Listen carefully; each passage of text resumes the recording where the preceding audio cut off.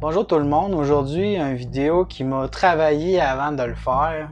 Au début je voulais pas aborder le sujet, mais en regardant des vidéos de certains ou en lisant sur le sujet, je me suis dit que j'avais pas le choix de traiter le sujet. Moi en tant que doyen du YouTube québécois du haut de mes 39 ans d'expérience.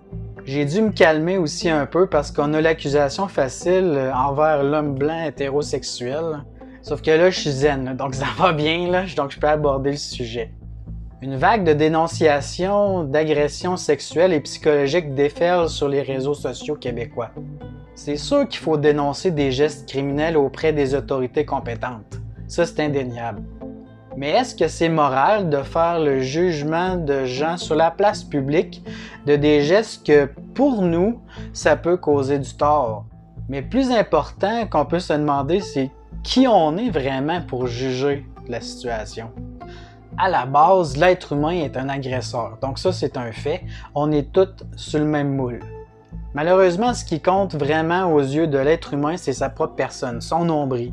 Si vous êtes plus vieux et que vous avez des enfants, peut-être que vous avez remarqué que quand on l'accuse, souvent l'enfant va mettre la faute sur un autre, un frère, une soeur, un ami.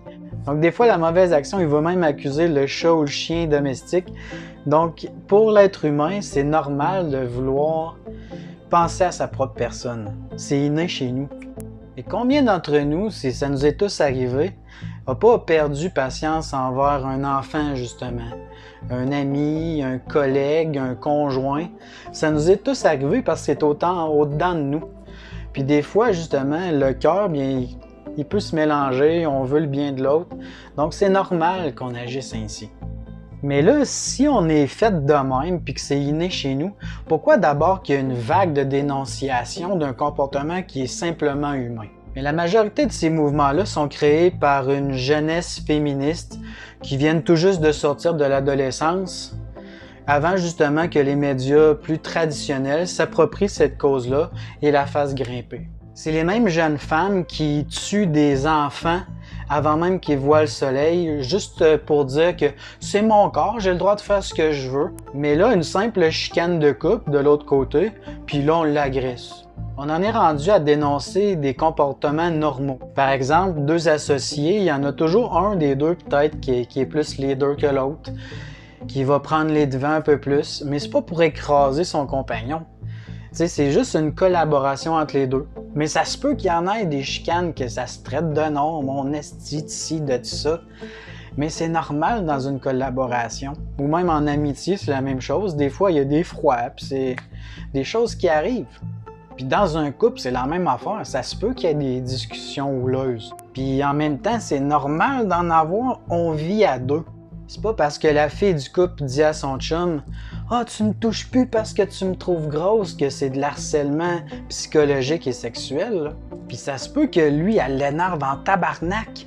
Sauf que c'est une situation de couple où les deux doivent discuter justement pour poursuivre leur vie à deux puis être le plus heureux possible. C'est ça la vie de couple. Puis le gars, un soir, qui veut se faire pomper, là, sa blonde, ça se peut qu'elle le fasse même si ça ne tente pas cette journée-là pour y faire plaisir. Mais câlisse, c'est pas une agression sexuelle, ça. Et pourquoi considérer l'insistance comme une agression? Si on travaille pas pour obtenir quelque chose, bien, on l'aura jamais.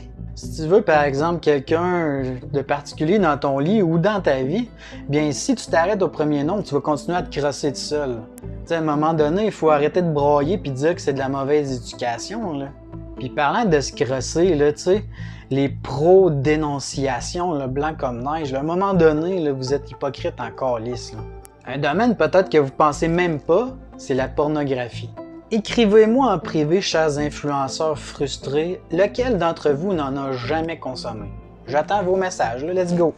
S'il y a un domaine auquel que l'exploitation sexuelle est présente, c'est bien dans ce domaine-là. Vous êtes les premiers à cautionner de telles agressions en consommant pour votre simple plaisir personnel. C'est quel un des plus grands pouvoirs de l'être humain? C'est bien niaiseux, là. C'est un petit outil qu'on a tous, c'est la langue. Avec cette petite organe-là, on peut détruire, mais on peut également réparer et bâtir. Si on se parle pas, on est destiné à s'entretuer et disparaître. C'est ce qui se passe en ce moment. Personne se parle, mais ça se tire des flèches à distance, via les réseaux sociaux, également les médias plus traditionnels. Mais comment ça en est arrivé là? L'égoïsme. L'égoïsme de certains qui idolâtrent leur propre personne, leur bien-être à eux, individuellement. Une culture du « je me moi ». Des maillons non rattachés entre eux n'ont aucune utilité, ni force. La force d'une chaîne provient de l'union des maillons. Le Québec est en train de mourir à petit feu devant nos yeux. Ce qui a fait notre force n'existe plus. Où sont les gens unis prêts à affronter vents et tempêtes, seuls, derrière l'écran, en train de s'entretuer? La question que je me pose tout le temps, mais comment font ces pauvres gens pour traverser tout le cours d'une vie sans amour? C'est si triste que des fois, quand je rentre à la maison et que je parque mon vieux camion, je vois toute l'Amérique qui